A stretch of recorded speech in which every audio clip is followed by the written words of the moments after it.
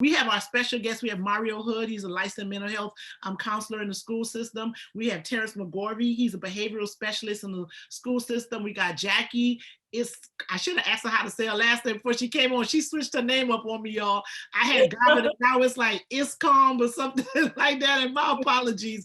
She's a ESC person, an advocate, and we have Lisa Maxwell. I think she's like president of the principals councils or something like that. So she's representing those, the principals. They have a role in this too, right? It happens in the classroom. The people make their complaints. The principals are the one that's responsible for the school, and she's going to let us know what the principals can and cannot do when these types of matters are brought to their attention. And then again, like Jacqui's going to tell us on the advocacy side of all of this, right? So I've talked enough. Once again, Sandra Cherfrere, president of the Democratic Women's Club of Greater Broward. I'm going to send it to my co-host Narnike Grant, former candidate for Broward County School Board. We're trying to get her to run again in 22. We'll see what happens. And then VP Kalebra, they're going to introduce themselves too.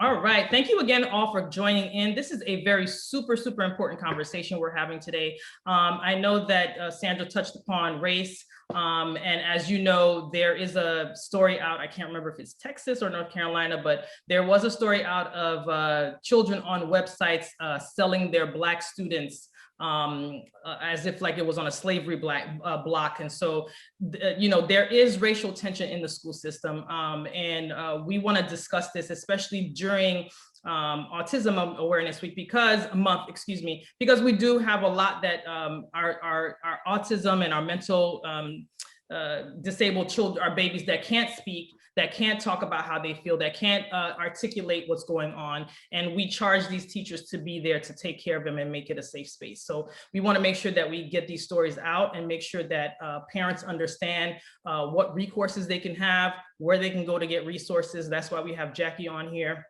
as well as Ms. Maxwell, to talk about it. So Narnike Grant, former candidate, children advocate, I'm all about our people. I say this every single time. And once I heard this story, I was like, I want all the smoke. And I'll give my commentary in a little bit because I did have a conversation with the superintendent, so I can kind of talk about that. But we want to give Mr. Hood and Mr. McCorvey some time to let them give them their story. Really want to hear from them. And I'm going to send it over to our co-host Kalebra so she can introduce herself. And then we're going to let Mr. Hood and Mr. McCorvey talk, and then follow up with Jacqui and Ms. Maxwell. You're on mute. I got it this time. I'm going to keep it short today. Hello, everybody. I'm Kalebra Jacobs-Reed. You already know me. I am a certified parent advocate for people with disabilities. And I am also a school teacher, and I'm also the parent of 2 children with disabilities. So, if you have not taken the time to listen to our show, today's show is a must-listen show. When I heard about this topic, and actually the first time I heard was in my ESC Parent Advisory Board meeting, thanks to Jacqui. So, it's something that hit me, and I said, this has to come to light. I am a teacher, I am a mother, and I'm a person who cares about people with special needs. And I can sit here and say, like, this matter is important. You need to hear about this. You need to hear from the people who are infected, and Mrs. Luscome, who can give us the perspective as the chair of the ESC Parent Advisory Board, as well as Mrs. Maxwell, who has years of experience being over the Principals Association. So I'm just gonna let you guys jump right into the story. I wanna thank all of our guests for coming during this Autism Awareness Month. I want to say Ramadan Mubarak to all of you who are celebrating. And let's get the show on the road. I will mute myself so we can get started. You have the floor, Mr. Hood. Thank you so much. Right. Thank you. First of all, thank you for having myself and Mr. McCorvey here as guests. We're definitely honored and appreciate the platform to discuss race and in the educational system, and specifically a situation that we experienced personally just recently in November of 2020. Again, my name is Mareo Hood. I am a mental health therapist. I have been employed by Broward County Public Schools for over 20 years. I have extensive experience working with children with disabilities. I actually started off in the school system as a family counselor at several EH programs, which are emotionally handicapped programs, cluster programs in the elementary level. and transition to EBD schools, which for those who don't know is EBD is emotional and behavioral disability. These are schools in which are specialized schools, K through 12, in which students with severe emotional disabilities are staffed into our schools. We have a multitude of therapists, behavioral support, several interventions to help these students become successful due to the trauma and the difficulties and the disabilities that they experienced. Our goal is to help them transition back into a mainstream school. So thank you for having me. I definitely appreciate it. Today, the reason that we are here is due to a situation that occurred that myself, Mr. McCorvey, and another gentleman by the name of Mr. Walden, we are employed with Cross Creek School, which is an EBD center in Pompano Beach, Florida. Myself as a family counselor, Mr. McCorvey is a behavior specialist, and the other gentleman, Mr. Walden, is a behavior tech. And I'll just jump into the situation and explain exactly what happened, what we experienced, and open it up. Also, I'm going to pass it on to Mr. McCorvey as well to explain his part. We had a situation in our school in which a Caucasian teacher used racial slurs in the classroom. She used, and is it okay, Ms. Grant and Ms. Cherfrere, if I use the terms? Okay. She said it. Okay. So as we approached the room, we were there to intervene, to assist, because the student was having some behavioral concerns. As the student was walking out, the Caucasian teacher said, "Nigga, nigga, nigga, nigga, nigga," as the student was walking out, to the point where the student turned around and said, "What did you say?" and was attempting to go back at the teacher, but he was compliant, following our directions, and we escorted him out of the room. In shock and disbelief, Mr. McCorvey actually took the student. Mr. Walden and I were outside of the room, and we questioned each other. I said to Mr. Walden, I said, "Did you hear what I heard?" He said, "Yeah." And I was utterly shocked. Again, I have over 20 years experience in the educational system, and I was shocked to hear this. So at that time, Mr. McCorvey, Mr. Walden, and myself went back to the room. We asked the teacher to step out to inquire. We didn't want to question her in front of the other students because there was another student in the room. There were students online. So we thought the most appropriate thing to do would be to have her step out of the room and inquire as to why she decided to use these racial slurs in such a way. At that time, the teacher said it made her feel good. Now, as an African-American man, and Mr. Walden being an African-American man, these are two men of color. She boldly said it made her feel good. She then began to say, "I wanted him to know how it felt because he says it to me every day." I clearly said to her, "Well, that was inappropriate. That's not what we do. We are professionals. This is a child with a disability." And she again clarified, "Well, I didn't say it to him once. I said it to him 5 times." I then challenged her. I said, "Well, what makes you think it's okay to say that?" And I began to question her. At that point, she said, "I don't want to hear it anymore," and she walked away. Immediately, myself and Mr. Walden went to our administrators, explained to them the situation from beginning to end, and our administrators took immediate action. I will give them extreme credit for taking the situation seriously and following up with it. This was November 13th, 2020. So we trusted the system. You know, initially you hear things on television, people go to the news and expose people.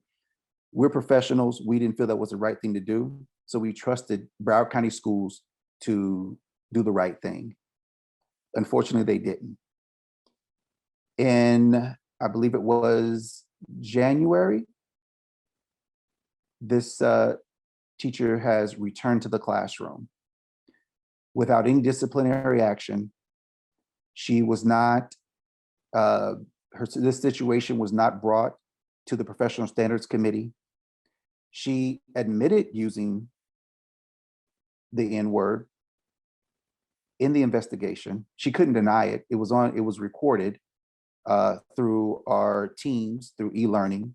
So there's no way she could deny it. There were students who heard it, staff that heard it. So she admitted it, that she said it.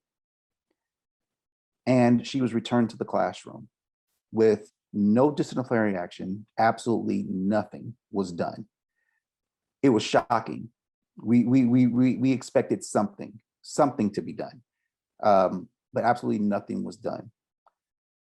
So we actually reached out to some individuals to follow up to find out what the status was, and all we were met with was, this case is closed. They completely had omitted during the investigation the comment she made towards myself and Mr. Walden, 2 men of color. They completely omitted that. That was not even part of the investigation. Broward County School Board says that they do not condone discrimination based on race, age, color. They say all of that. And obviously it's not true. We were offended, we were appalled. It was disgraceful. And we clearly said that. Unfortunately, during this investigation, and this is something to look into because there was a Broward Teachers Union representation, which it would be interesting to find out when this teacher joined the union, if she joined before the investigation, or was she allowed to join after? And which is a violation because you're not supposed to join a union after accusations have been made. But she was represented to the fullest by the union who fought for her, did not speak to us at any point to get our take, to find out our views, completely defended her, completely took her side, and just denounced any and everything that we said or we felt or we experienced. So that's why we're at the point now where we want this to be known to the public. People need to be aware of what is occurring, that a white teacher was allowed and admittedly used the word nigger multiple times in front of staff, in front of students, and was allowed to return back into the classroom with no disciplinary action done. And Mr. Hood, clarify, it was the same classroom with the same student, correct? Thank you. Yes, she was not, and there's been situations teachers have been moved to different classes, different schools. She was returned to the same school, the same classroom, allowed to still have contact with that student and those other students of color who heard her use these words. So yes, she was returned with nothing absolutely done at all. And that's where Miss Maxwell comes in terms of the principal, and we'll get to her in a moment. Is there anything else you would like to add before we go to Mr. McCorvey and let him give us his perspective on what happened? At the moment, I mean, just the fact that this was not something that we wanted. I mean, again, we trusted the system. Our goal was that our expectation was that the system would protect us as employees. And we are now subjected to continue to work with this woman who admittedly used racial slurs, felt good about using the racial slurs. And it's sad that unapologetic, right? Unapologetic about using them. Right. And a district who is aware of it, very well aware, and has allowed this to occur. So it's mind-boggling to us, and we are looking for any and all support we can to address this issue, because there seems to be some layers to this that we're unaware of. We don't understand what justification could be provided that the county would accept when someone admittedly uses racial slurs in the room. The fact that this investigation stopped on someone's desk because it didn't even make it to professional standards committee. So whose desk did it stop on? Who decided to wash this clean and allow her to come back whole with not even an idea of some type of diversity training or something? Well, she didn't even get a reprimand. No reprimand. And then to disrespect us as Black men, and a county be aware that she has disrespected us and said it felt good to use the word nigger. And a district who at this point, I personally feel is not protecting myself or any other individuals of color. So I'll pass it over to Mr. McCorvey. Mr. McCorvey, as you begin as a teacher, I just have a very quick question for you to clarify. And I believe I heard Mr. Hood say this, but I just want to be sure that I heard it correctly. Was this student the only individual in the area to hear these words, or were these words said in a way that other students could also hear them and be impacted by that? And I'm asking as a mother, but also as a teacher. So how are we doing? My name is Terrance McCorvey. I'm a behavior specialist at Cross Creek School. I've been there for now 5 years, working. I started as a science teacher for middle school, and then I was promoted to behavior specialist this summer, and have switched to this role. I'll speak to it from the student's perspective because, as Mr. Hood said, when we walked in the classroom, normally as a behavior specialist, I don't respond to every call, but this kid has a propensity to have moments of anger and rage. And I didn't want to see him because once he gets to an escalated state, he is very hard to bring down. When I entered the room, I called the student's name. The student was not angry. At the time, the student had no issue. He got up, he was walking towards me. The teacher at that point, in front of the classroom, there was other students in the classroom, there was other staff members in the classroom. Everybody could hear it say it. And she said it mockingly. She didn't just say it to the kid, this is what the kid is saying. She said it loud and mockingly out loud so that we all understood and heard her clearly state this to the kid. And at that time, the kid went from walking out of class to upset, hurt. He was so angry when I got him to my office, he had a tear fall out of his eye. He's an emotional kid. He has an emotional disorder. The kid really struggles to bring himself down. So to be hurt to that extent of, he was in my office and in tears. He was in my office and said, this is not the first time she says this to me. He was in my office and said that she has called me an effing nigger before. So to hear that from a student and to understand and know that that student is now back into the classroom with this same teacher, as an African-American man and as a kid who had very few African-American teachers. I had one all of K through 12 upbringing, and I've had 3 since college. So to have very few African-American teachers and to then have to go to a school and look at people who don't look like you and to feel that kind of disrespect and that kind of hurt that I can only imagine that a teacher is somebody who's supposed to uplift you, somebody is supposed to help build you up and understand that you may have difficulties and you may be a difficult child, but be there to help you grow. And that's why I got into teaching and education. I got in to see children grow. I got in to see children that look like myself grow. And how do I look this kid now in the face and say that I let you down? I was unable to protect you at a school where we're supposed to be building you up because we know you have difficulties. And he now has to sit in the classroom and look at this lady and know that how she refers to him, how she speaks to him. And that's where I feel hurt and let down by the district, more so for this kid. I'm a grown man, it's not the first time that somebody has used that epithet towards me, around me, about me. But for this kid to now have to hear from a teacher and be in a classroom with the teacher and the other African-American student who was in the classroom at the time, and hear it and be around this teacher every day. How do I explain to these kids that we care about them? How do I prove that to them when the district clearly did not provide support for them and show that they cared about them? I'm floored. I mean, that's a mouthful. I'm floored.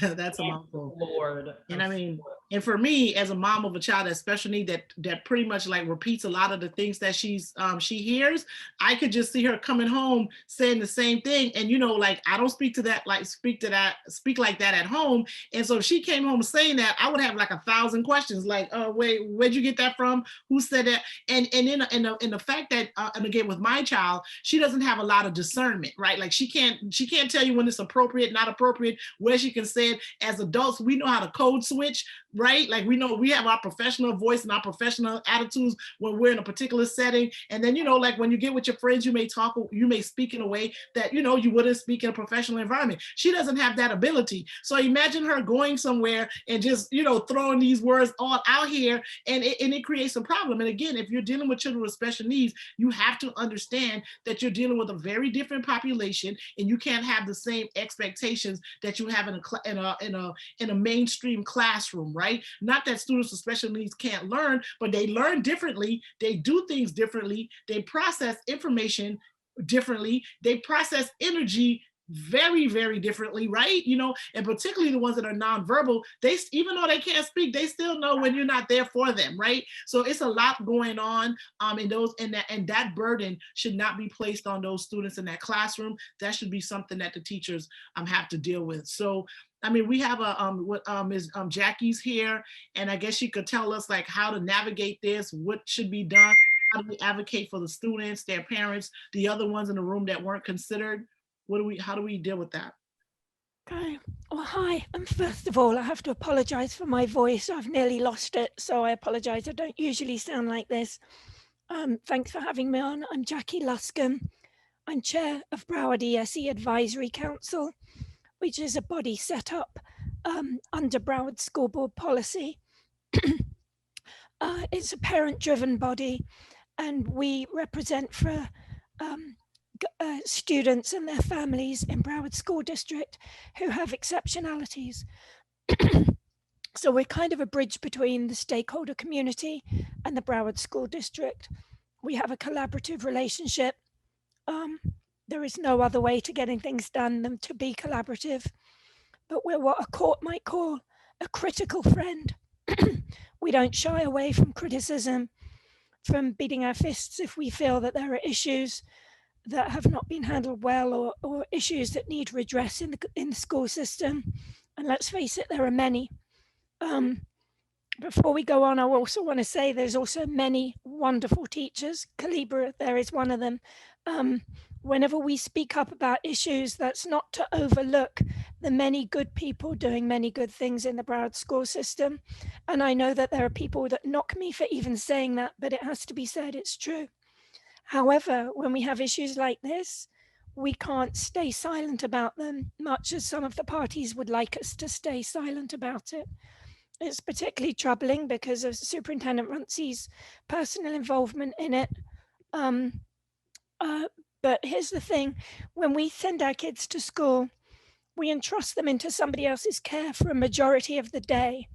For those many hours of the day, we're no longer the parents there, the person that these kids are learning off and learning about the world from and learning how to interact.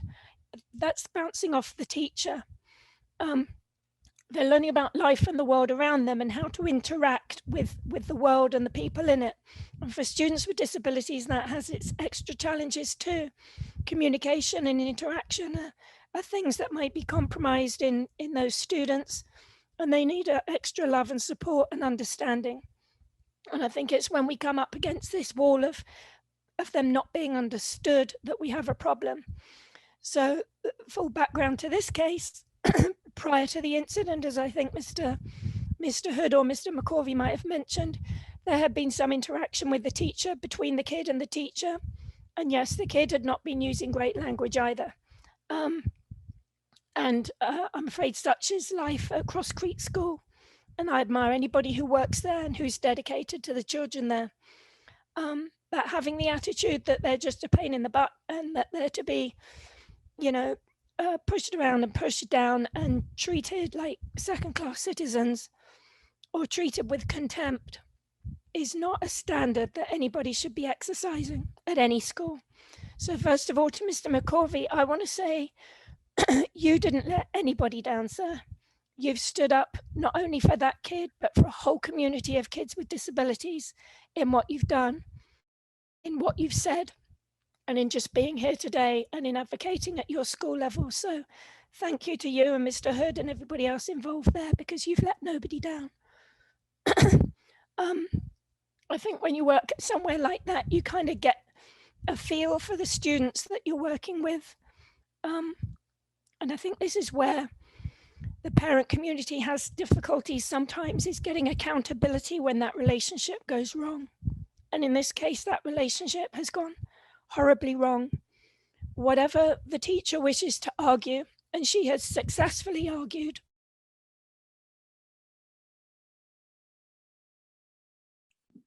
I think she's frozen. Yeah, I see that. Yeah, we'll give her a few minutes to kind of get herself reacclimated here. In the meantime, Ms. Maxwell, shed us some light. Mr. Hood stated that the administration did a very good job of handling it, going through the process. Jacqui's back. Go ahead, Jacqui. Okay. Thank you. I could see you, you couldn't see me. I forgot what I was going to say. Yeah. So in this case, we don't have that accountability piece. The teacher has successfully persuaded the powers that be that she uttered the N-word because she was kind of handing over to Mr. Hood and his team, and she was kind of briefing them on what the problem was and why this kid was in trouble. Mr. Hood and Mr. McCorvey were there. I've seen their witness statements. There is also audio. And in any situation, you will have witnesses who might see something different, perceive something different, hear something different. It's the case with any situation. But in this case, Mr. Hood and Mr. Corvey, and I believe one other member of staff, hold true to their version of what they heard, what they perceived, and how it made them feel. And I can't see how the outcome of this case has yet addressed what they saw and heard and how this has left them feeling. The teacher has been allowed back to what I believe now sets up a potentially inflammatory and dangerous situation. There's been no redress for the staff who had to go through that. This teacher is back with that student. And I think that's where we feel this frustration as parents and as advocates for our community, that somebody with a very powerful story has been disbelieved. And that sullies that, that questions their integrity too. I have no reason to question their integrity in this case. So I think we want, I'm in the process of getting every last piece of information about it because I want to fully understand every last aspect of the case. But I think at very minimum, we want to see training for that teacher. That there's been no reprimand. I mean, the case has been, as far as I know, closed down. That's it. She's back at school. It doesn't make things right. And I think there needs to be a serious going back on this, a serious look at why the process was interrupted this way and the case kind of like steered off down a dark alley. And we want an outcome that makes things right for these other parties, for everyone. Most notably the student who is back in a room with a teacher who says that word and seemingly thinks it's okay. Yeah. So thank you so much, Jacqui, for that insight. Ms. Maxwell, I'm sorry, Kalebra, you had a question? Pardon. I was going to say, and Jacqui, if I could broaden it, I've taken a look at the public records and statements. I didn't see anything that talked about the perspectives or the impact on the other students as well. So, as being a teacher, when I'm teaching, even if I'm talking directly to one student, I am still teaching all 37, right? Everything I say and do impacts that entire classroom. And I'm just concerned as the parent of an autistic child who can replay conversations from 2012, yes, who does constantly replay conversations about different things. Has anyone looked into, because I don't, was the question asked, has there been harm? Well, exactly. And I think this determined that no harm was done. This concerns me. And I think Lisa Maxwell can talk to what the principal now can or cannot do to handle this. But I just want to read you something I think is really important too. In the course of the debate around how to handle this case in the very early days.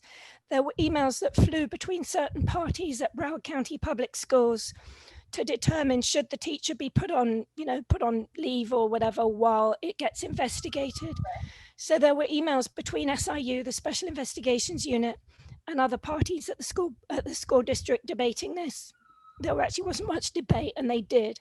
But I want to read you an excerpt from an email that was written by Gilbert Crispin, who's the compliance administrator at Broward Schools. And he wrote in an email, "In my opinion, based on the statements and the N-word being allegedly used towards another human being, and repeatedly at that, it warrants removing the teacher while the investigation is underway. If we know nothing, we know that the word is extremely repulsive, violent, and can and has done irreparable harm and damage to Black people the world over. I know that we can ill afford to get this one wrong." Okay. I would say they have. They definitely got it wrong. That's my sentiments. Ms. Maxwell, can you talk to I mean, I don't know how to say this, but it would appear that the principal's hands are tied.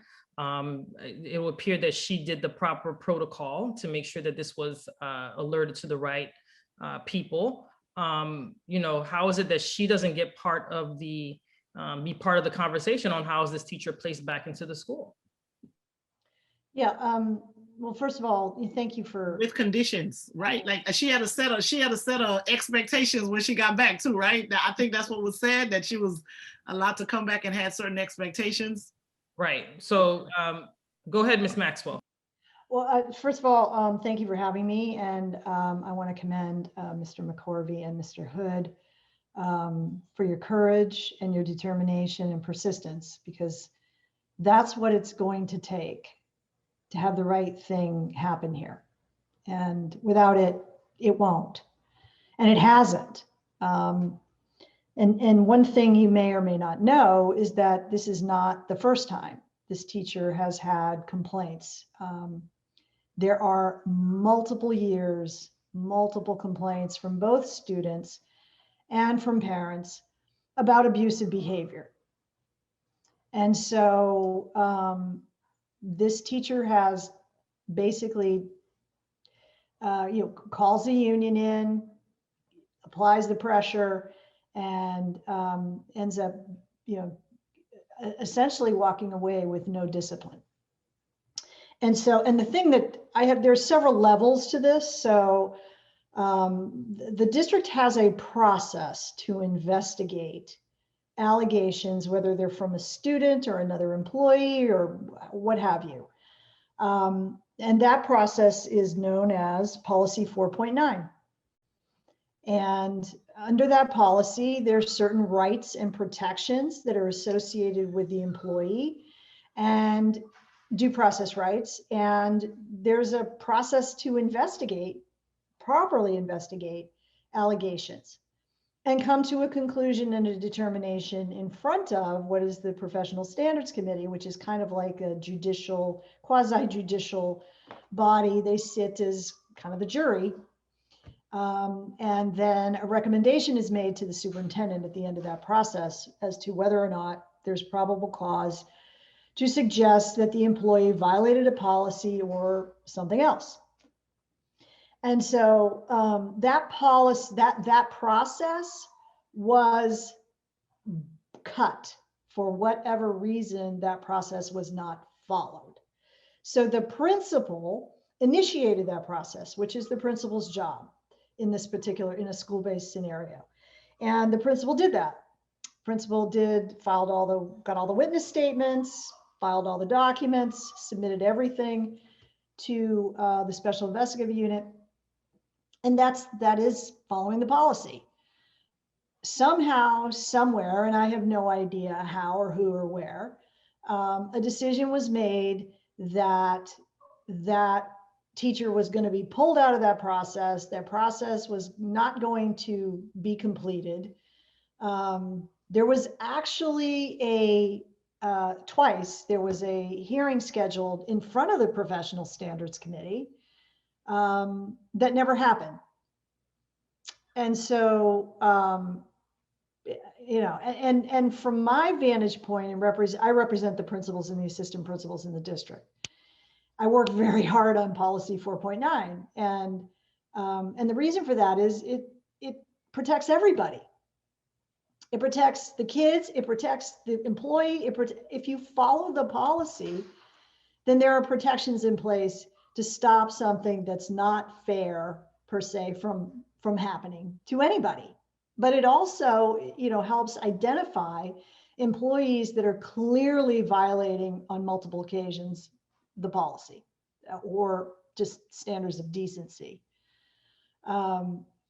So, you know, that's what happened here. I don't know why, but it is what happened.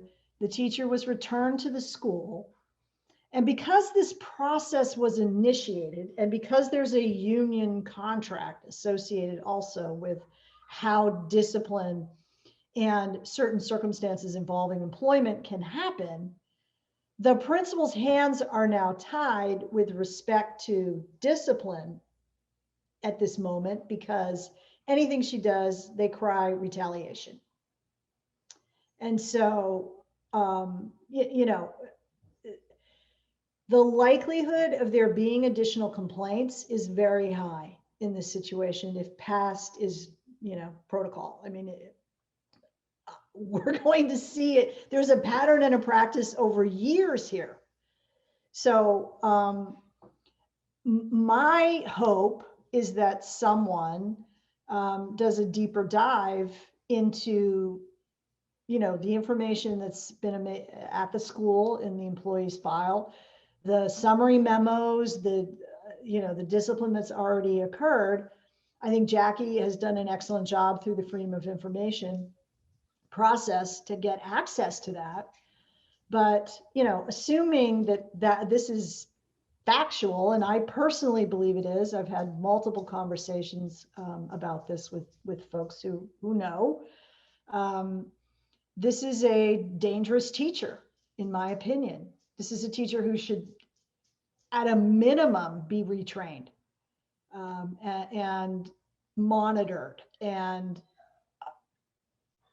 just really should not be around kids, especially these kids.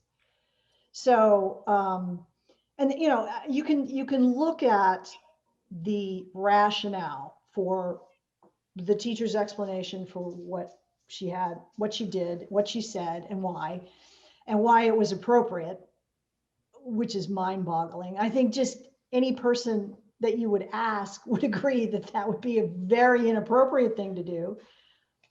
But the key factor here, and I think Mr. Hood or Mr. McCorvey said it very well, is that the student was on his way out of the classroom. The situation had already resolved to the extent that the student was now cooperating in being removed from the classroom. It's at that point that these words get uttered. It's at that point that she does this. And the claim is, oh, I'm explaining to the behavior techs what happened. Well, that is not the way that the procedure works. So the way the procedure works is when there's an incident, the teacher writes the referral. All of the information as to what the teacher's recall is of what happened is written in the referral for the student.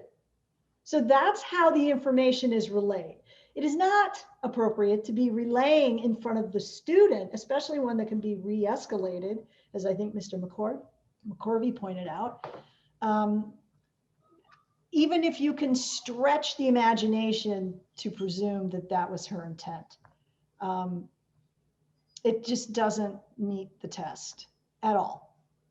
And so now, to answer your question, Ms. Grant, the principal's hands are very much tied, because any attempts at future discipline, there will be a claim of retaliation. And it is near impossible to get rid of a bad teacher who hides behind the skirt tails of the union. And this is what we face.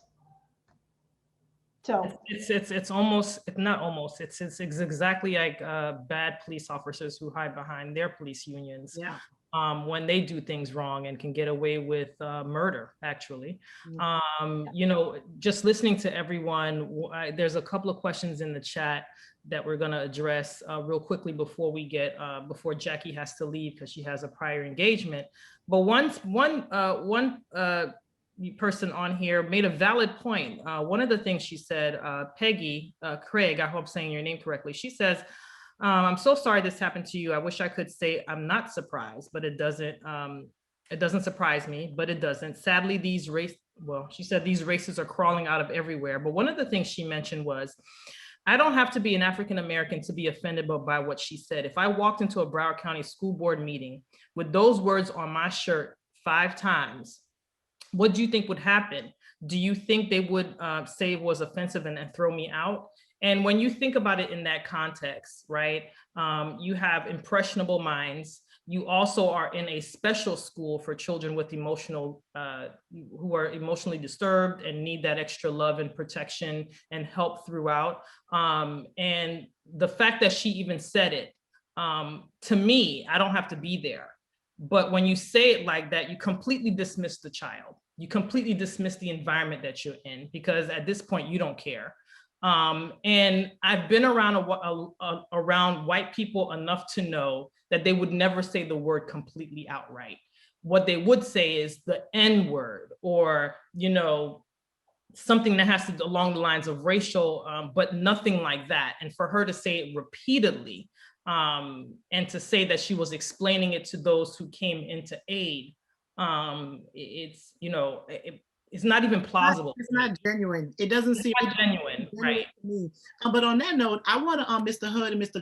McCorvey to please tell us, like, what it's like being back at the school. Like, how would a student? Mr. McCorvey says he deals with the students. How is it like being back at the school and having her there? And how are the students responding to that situation? If you can give us a follow-up. So from my perspective, and dealing with the students and dealing with the kids, I'm now hamstringed because anything I was told that I must welcome her back with open arms and not retaliate for to anything that goes on. So now when a student is telling me things going in their classroom or come to me upset, I no longer can say anything to help that child at all, because I don't want to be perceived as someone who is retaliating against this lady by listening to a student who is upset. So it's really kind of taking my ability to work with the students in that class at all, because anything I do, anything I see, I don't want to come off as I'm retaliating against her, and now my integrity, my job is in question for trying to help a student. I got in this to help students. And so you're basically hindered from protecting students now? Because that's what it sounds like to me. You're basically got to walk on eggshells, and if any child in her classroom makes a grievance or says something's wrong, now you have to be careful how you handle that situation. And right. I'm getting the impression that if they come and they said something happened, no one's going to believe it. They're going to just think like, oh no, the student's making it up. Is that the impression that I'm getting? Because if something happens, the student should be able to go like, this is what happened today, you know? So who? If something happens, I no longer have the ability to say, okay, let's write this down and I will follow the proper procedures to give it to the people who need it.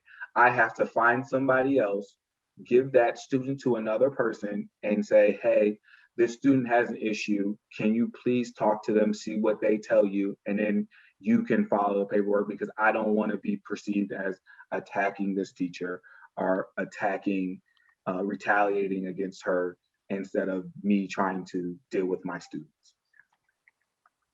Mr. Hood? Yes.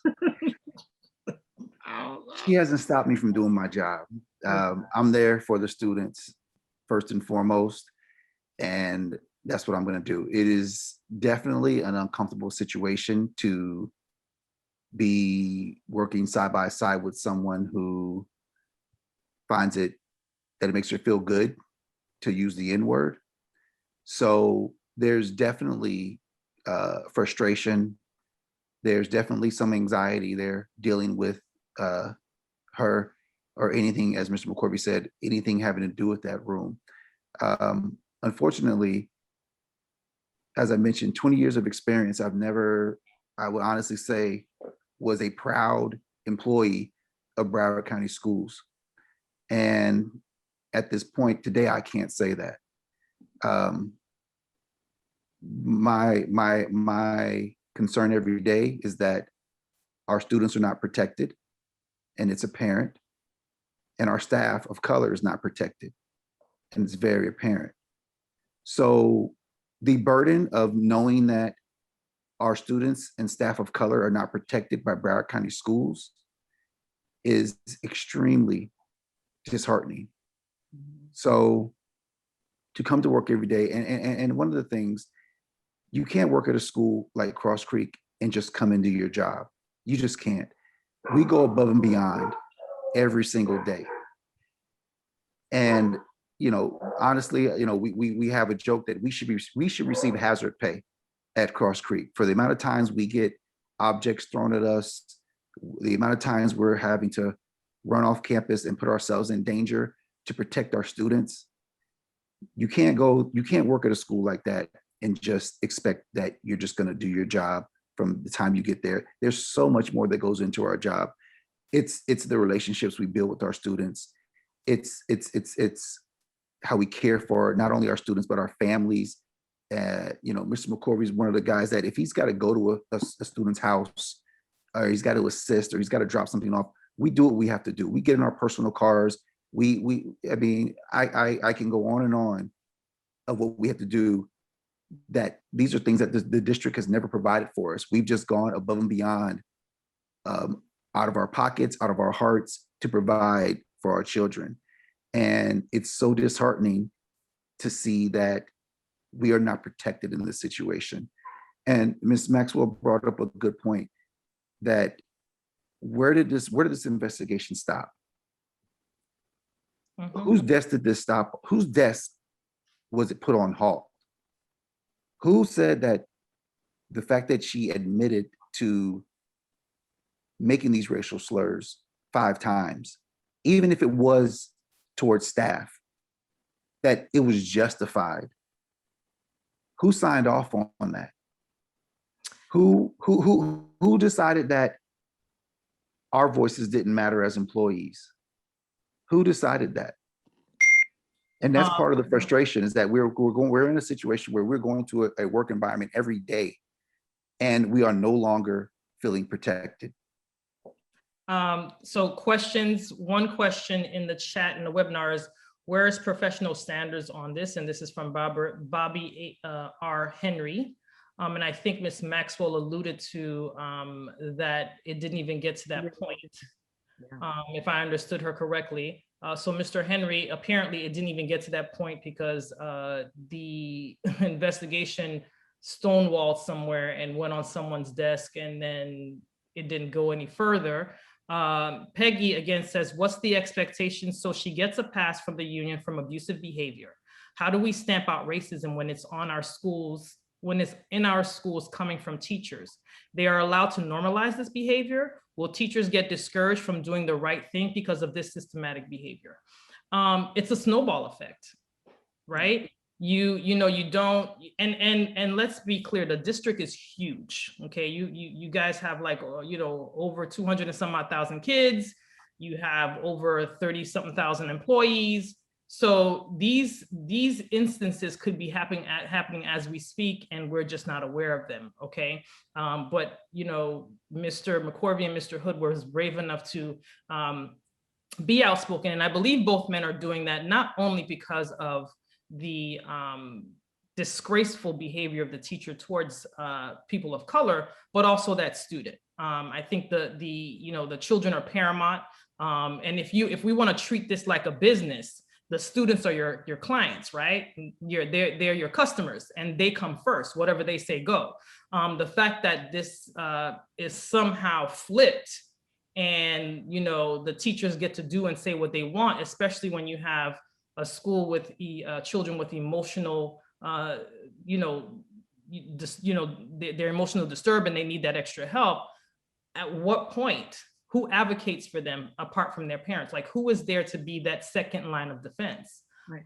And what about the situation where the child's parent can't advocate for them, right? Like I had, my parents are Haitian. I'm a child of immigrants. My mother wouldn't know how to go to the school and navigate if somebody said or did something to me. So like, what do you, or depending on, especially if they come from a country where they expect adults to treat children a certain way, they don't think that an adult that's tasked with the responsibility of teaching and educating children are going to abuse them. So they're going to just go on like, they're doing the right thing. So how do you add, I don't know what the situation was with this child's parents, or like, how do you advocate for someone who maybe their parents don't fully understand, like, this is not how it's supposed to be in the classroom, like, right? That's one question. Like, if you can speak on that, how do we advocate for those children who may not have parents who would want to, but really don't understand how to do that, right? That's one piece we can talk about. And then I also want to know, like, what resolution is it that you guys would like to see, Mr. Hood and Mr. McCorvey? Like,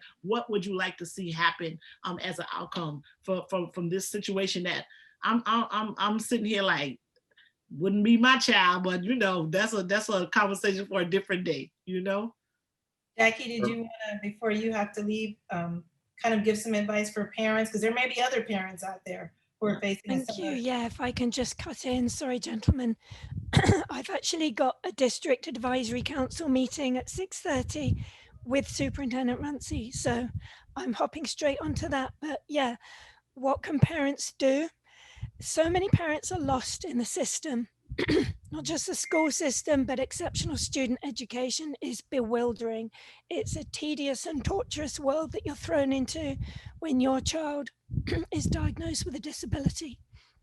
ESE Advisory Council, we, every single day, I'm helping parents who are coming to us with problems about how can I solve this? How can I solve that? They might be having trouble with their school. They might be just starting out down that path of finding the right services and supports for their kid. So we're a good first step. We need to get our name out there more. At the beginning of the year, every parent is meant to be sent a flyer about us and sent our calendar and our meetings. People can find our meetings on the Broward Schools calendar online. We have a Facebook page, Broward ESE Advisory Council. We have a web page, BrowardESEadvisoryCouncil.com, and there's a red button on there where people can click on and submit a problem or communication or sign up to our emails. Rest assured that on issues like this, I am spending hours on poring over documentation and evidence in order to continue advocating on this, because I feel there does need to be an outcome that is better than the one we have. We're talking about a school for kids with behavioral concerns, and here we are talking about a teacher's behavioral concerns. Yes. So, and also I feel if this is now the standard, this case sets a precedent, like with a court case, legal precedent sets how future cases and future incidents get handled too. If it is now the standard that whatever the context you wish to argue the word was uttered in, but that it's okay to utter that word in front of students and staff. And in this case, as Mr. Hood and Mr. McCorvey have told us, in this case, they were there and they say it was in an inflammatory, taunting kind of way, not in a handing over evidence kind of way. Neither way would have cut it. You can't utter that word, period, in a class of students.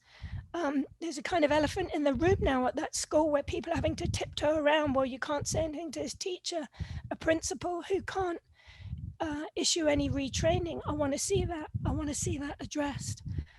I want to see the staff addressed, and I want to see the students addressed. There can't be that kind of like, we'll just send them back and pretend it never happened. So that's what I'll be advocating for. I think if people want to help, please come and join us with our Facebook page. If you're on Facebook page, I will be making, more of this public when I have everything in front of me that I need. But people can also write to their school board members, either their school board member or to Nora Rupert, who is a school board member over Cross Creek. She is aware of this. Most of all, students come first, and this student has not come first. And thank you for the very supportive comment in the chat. It was thanks to the West Side Gazette that people have started knowing about this. And I will continue to ensure that people know about it. And thank you for having me. And sorry about my voice. Thank you. Not a problem. Thank you. It was a wealth of information and we really appreciate you. And please head over to her Facebook page, which is the Broward ESC Advisory, and join and be part of the advocacy for our children. It's very important that you get the support. There's about 30,000 children, you can correct me if I'm wrong, that are disabled in our district. And it's a huge community, and she needs all the support that she can get. And I'm on that page as well. And it's a very, very important that we there to support, especially now more than ever. And we thank you so much for all that you do. We really appreciate you. All right, have a good night. Mr. Hood and Mr. McCorvey, before we leave and sign off, it's important that I want to hear from both of you. I know that Mr. Hood, you touched a little bit about how you felt, and Mr. McCorvey, you did too. But as people of color, Mr. Hood, if you could, how harmful can this be in the behavior of this teacher and the precedents that she basically set? Yeah. So give us a bit. As I mentioned, I mean, our students coping with their disability, coping with so many stressors, post-traumatic stress, depression, anxiety. Our students are very fragile. Our students have been traumatized.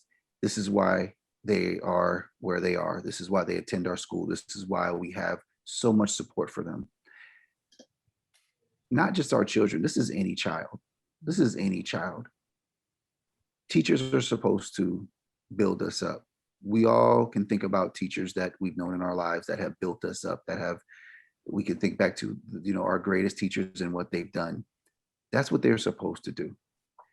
The emotional torment to have to cope with an adult, a teacher, an educator, using the word nigga in the classroom multiple times is extremely traumatic. The trust that this child now will lose, or any child will lose for anybody in the educational system, feeling as if they're not protected, feeling as if they can be victimized, is extremely traumatic. I can't speak for that child, but any child in general, it is going to cause great harm. Doesn't matter who you are. And then to continue to be traumatized by having to see this person 5 days a week with no disciplinary action is extremely traumatizing. And that's the sad part, that our union, this union that protects individuals like this, and whoever signs off on this investigation that says it's closed, has no concern for the children and the experiences that they're going through and their emotions. Right. And again, this. Yeah, I'm sorry. And Mr. Corvey said, the student reacted. So it's not like you have to think about like how it affected the student. It's like once she said it, right, Mr. Corvey, he says the kid turned around and was like, what? And went into his room and cried. So we saw that the student did have an emotional reaction to what happened. So we don't even have to think about like how it affected him. We, as you describe it, that you saw the reaction in that moment. So there's no ifs and buts about whether or not this had an impact on that child. It did. Right. And that was immediate. The question then remains how that will affect him long term. Yeah. How that will continue to affect him as he comes to school every day, through his entire life. He has now this memory that this white woman used the word nigger, and students in the classroom. So that's embedded, that's part of their life now. That is a part of who they are now, that they've been disrespected by an educator and a district that allowed it and a union that protected it. So I believe Ms. Luscome had mentioned, and Ms. Cherfrere, you had mentioned what we want done next. Right. I'm asking for the investigation to be reopened and appropriately investigated. I'm asking that we look into the entire situation. It stopped somewhere and we don't know where, and Ms. Maxwell touched on it. It stopped on someone's desk. That's unacceptable. And as you mentioned, Ms. Grant, it's like the police. It gets to a certain level. Oh, we're going to sweep this under the rug. Get back on the streets, do your job. We're going to let this one slide. We're not letting this one slide. We're not. And as I mentioned, we expected the district, we expected the union to do what was right. And they have disappointed us. And at this point, after this investigation, after this return, this is why we're here. This is why we are speaking up, because individuals need to know this needs to be investigated properly. Employees need to be protected. Students need to be protected. And a precedent has been set. If this white lady, this white teacher is allowed to use racial slurs and use the word nigger, what's next? What happens when a Black teacher uses racial slurs? The expectation now, you can say it, you can justify it, and the district will allow you to justify it and return back to class and keep your job. So that's what we are asking for. I don't know what the outcome is going to be. I don't know, but I'm asking for it to be properly investigated appropriately. That's what we're asking for at this point. And then to at least let people know what happened and it ain't right? That, Definitely not. That awareness definitely is part of it. And who else did you reach out to? Like, did you guys reach out to anybody besides, like, once you informed your principal and you thought it was going to happen properly, and then did y'all reach out to the NAACP? Because yes, I submitted a formal complaint with the NAACP. Yes, I did.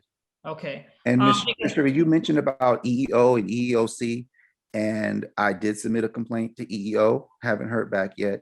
I did submit a formal complaint with EEOC as well, which is the federal organization.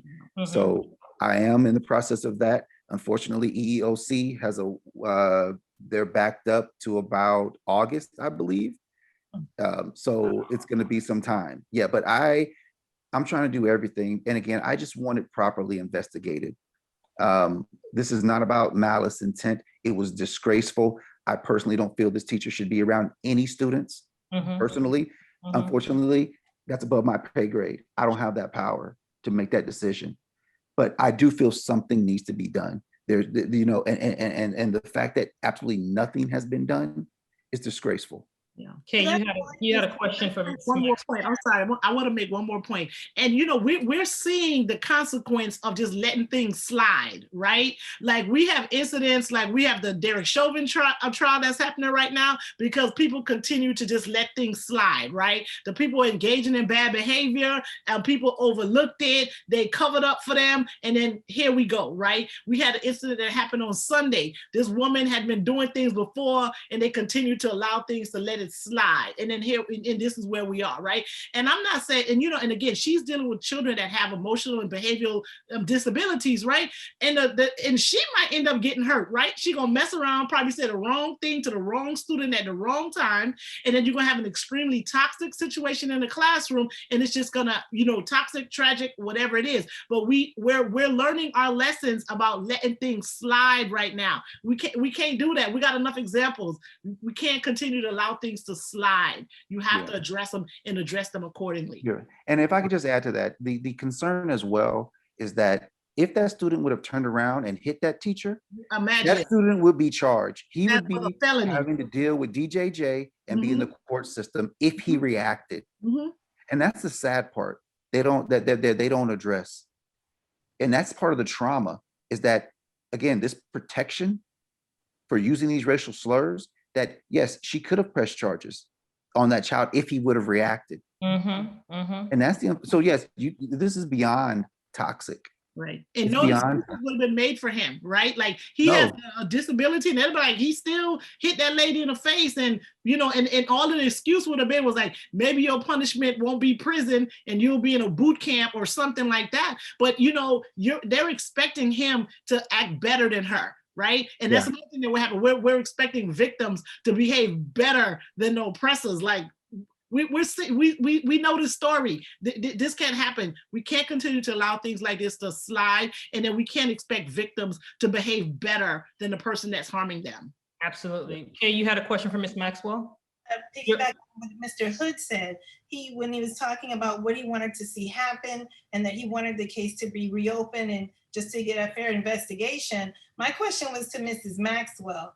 Because I'm a teacher, I'm actually a union member, and I can tell you, Sandra, this doesn't fly in a gen ed classroom, and it doesn't fly with EBD students who are in my class. So it's very, even as a union member, we would not uphold that type of language and that type of behavior in the classroom. Everybody just knows that's not something you do.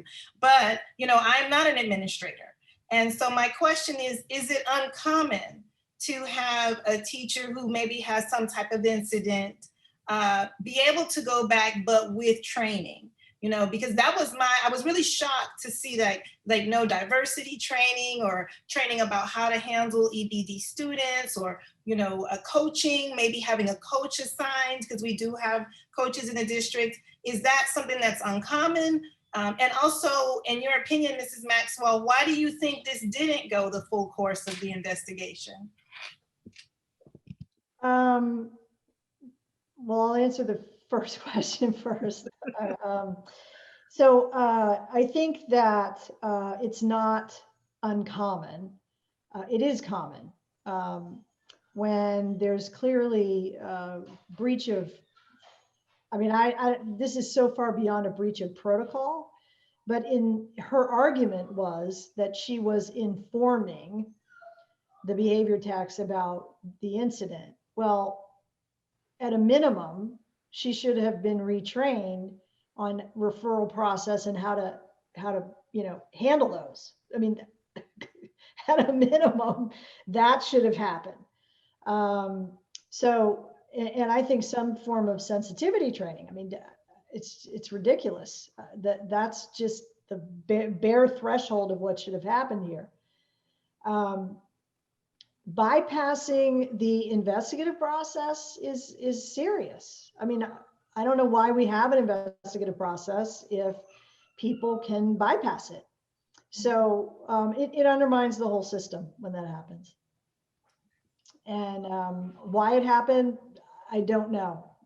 I don't have any direct knowledge about why suddenly this investigation was derailed and she did not proceed to a scheduled hearing. That is something I don't know. All right, go ahead, Mr. McCorvey. Go ahead and tell us, like, what is it that you expect? What efforts did you make to get some sort of recourse about what happened? So, from my perspective, I can just tell you, as an African-American man, as a Black kid who went to a predominantly white school, I can tell you every time I've been called the N-word from students. I was called a porch monkey in middle school. So I can tell you every time it happened to me. I know where I was, I know where it happened, I know who said it, and I know how it made me feel. So none of them were my teacher. None of my teachers ever said that word to me, ever made me feel like I was an N-word. I can tell you from reading it in books, when the kids would stumble over the word that had just called me that word last week, I always felt some type of way. So I know what books I read with it in it. I know what kids called me it. I know what it made me feel like. And I'm 32 and was a normal kid who didn't have an IEP or have any emotional issues. So now to look at my student who has those issues, it wasn't another student that called him that. It wasn't, a peer or somewhere outside of the school. It was an educator who he has to see every day in that classroom. And you're asking him to function. And I have kids that if I saw to this day, I still wouldn't shake their hand and say hi because they called me that to my face. So how am I now asking this 11-year-old, 10-year-old, 15-year-old with an emotional issue to sit in that class every day and have to speak with that teacher. And for that teacher to not have any training at a bare minimum. I mean, to be honest with you, sensitivity training, if you're not sensitivity training is not going to do anything for you anyways. So I've always been like, ooh, great, they have sensitivity training. But at a bare minimum, at least showed, okay, we heard it. Look, you know, we're taking the proper steps to help this person grow. If this person doesn't grow, then that's on them to have to follow the next steps. There was none of that. She was said, oh, you did it right, do it again the next time. So, you know, I can tell you at a bare minimum, sensitivity training and would have been at least something I could stomach, something I could swallow, something I could say, okay, we're growing. You know, if she does it again, we're gonna grow.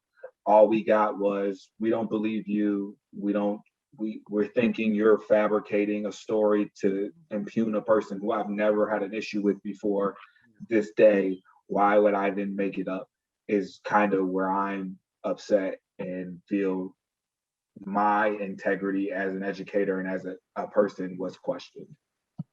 And that's part of when I heard something about the investigation, I was like, well, it's like he said, she said. I'm like, well, how you deciding who you want to believe, right? And then I was like, and then you got like 2 other people against one that says something happened. So why are you choosing to believe that one, right? So it's all of that. And then that's the whole racial component to it too, right? Like people say, who is it that we're gonna choose to believe? And I teach criminal justice. So I'm lucky the lady got the female cop finally she got arrested. Her mugshot is public right now, but her chief came out and said, like, she said it was an accident. And I'm like, and you just gonna believe her? And there are people that just believe her that says she's an accident. It was an accident. She got 26 years experience. She's the president of police union. There's a big difference between the weight of a gun and a taser. But you know, just because she said it, she was believed. And that we need to think about ourselves and figure out why we're believing one person over another, because that could just be about like, you know, well, a white person said it, so it's true, and somebody black said it, and it can't be, right? Because you got 2 black brothers that just told you that this is what this lady said when she was outside. She said it felt good to say it, and you're gonna be like, well, she said she didn't say that, and just because she said she didn't say it, then you're not believing the 2 brothers? Well, you need to figure out why your response is to believe her over them, and that's part of what we need to. And to piggyback on that, you know, there's a big difference between a white woman and a white man. Let's be clear, right? And in most cases with white women, they tend to be more believable. They bring out, you know, there's this emotional part of it. There's this, you know, well, I'm a mom and why would I do this? And all those other things. And so that's another thing that, you know, really bothered me the most when I read the investigation as well as what was going on. And to be quite honest, I'm gonna be frank, the SIU investigation is public. She was extremely arrogant to the point she was repugnant, horrid. And for someone to be that way with the investigator and they not say, wait, hold on a little bit. You are way on a defensive. That's that privilege. You're way on a defensive, number one. Number two, we're talking about a child here. We're not talking about some random kid that ran up into the school and y'all don't know who he belonged to. And you're not talking about 2 employees or 3 employees, excuse me, who've been working this school for years and don't know what's going on and what the environment is. It's just completely abhorrent. And you know, you do have someone on here from the Gazette. I don't know if you all have been reading it. He has said that the NNPA has picked up the story and want you all to have a press conference. And he wants to make that happen. He said something about he had written it down. He said, I would like to sit down with Mr. Maxwell, Mr. Hood, Miss Maxwell, Mr. Hood, and Jacqui to further discuss, because he was accused of printing lies. So, you know, hopefully, Sandra, you can provide that information to Mr. Henry on how he can get in touch with these wonderful people. And my other issue is the BTU. It's almost criminal. They keep wanting to know, when did she join the union? I'm trying to figure that out too. Mr. McCorvey, are you part of the union? No, The other person, were they part of the union? Can I add something to that? Go ahead, add something. That's a great question, which we'd love for someone to look into and find that out, because there could be some corruption going on there. Ironically, Easter Sunday, I decided to join the union. I received an email that Monday morning, welcomed me to the BTU family. That following afternoon, I received an email from Anna Fusco requesting to have a meeting with me to discuss my membership. Is there an interview process to join the union? Do you get interviewed? Exactly. Kalebra, did you get it? No, well, Kalebra, did you get an interview to join the union, ma'am? Interview with somebody to join the union? You just pay and you're automatically a member. Correct. So there's no interview process. No. Oh, okay. So that's another layer to this, and this may not be the platform, but Ms. Grant, you mentioned the union. So yes, I immediately received an email from Anna Fusco, which I have, stating that she needs to meet with me to discuss my membership. I questioned that, and her follow-up email was, I was considered a potential member. So you defend this white woman, and have dues removed, you are a member of the state and national and local unions, Mr. Hood. Right. So that's another layer that I definitely would like some assistance in addressing, because I do have the emails in which she stated I am a potential member. So apparently she is trying to do something to block my membership at that point.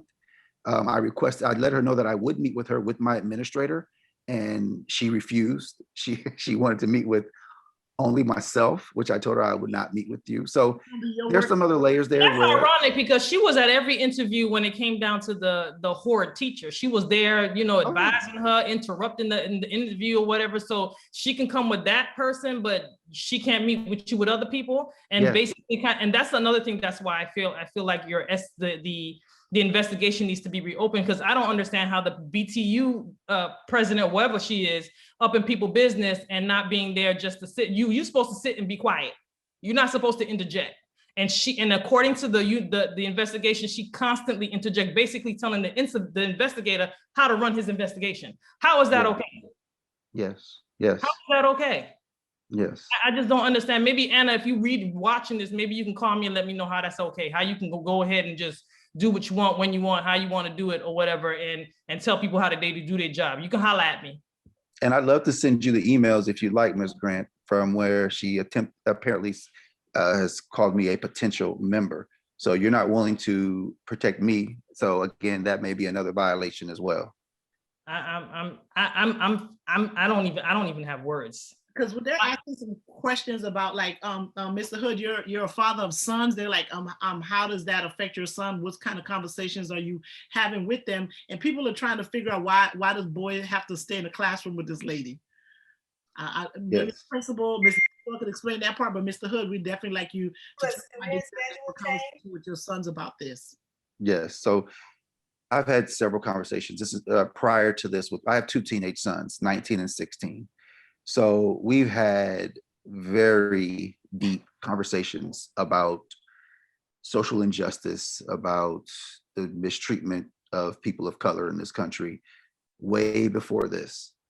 So they are enlightened to American history and how people of color have been treated and the injustices. So we've had these conversations. When I did discuss this with my sons, they were shocked. They were appalled. They questioned every aspect of it. So, one of the things I told them was that we're not going to let it go. Mm-hmm. We're going to fight. We're going to make sure this wrong is right. So I've had those conversations. I've shared information in regards to just this podcast, information that I've written. So, they're aware that the fight is not over.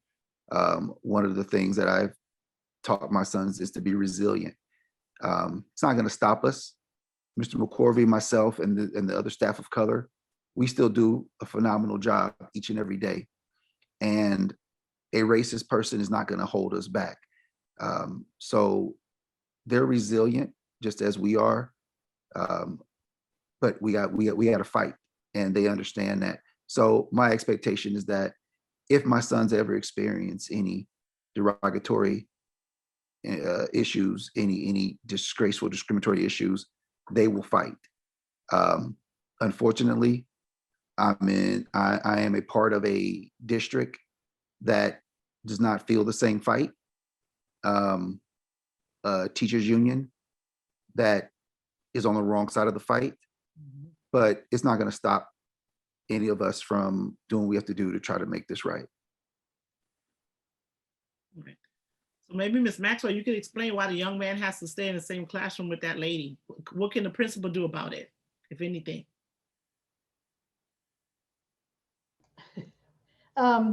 Yeah, I don't know the exact circumstances. I can only speculate, but under normal circumstances, the decision would be to move the student. However, if this particular teacher is the only one that's certified in the particular subject area that the student needs, then that's an issue.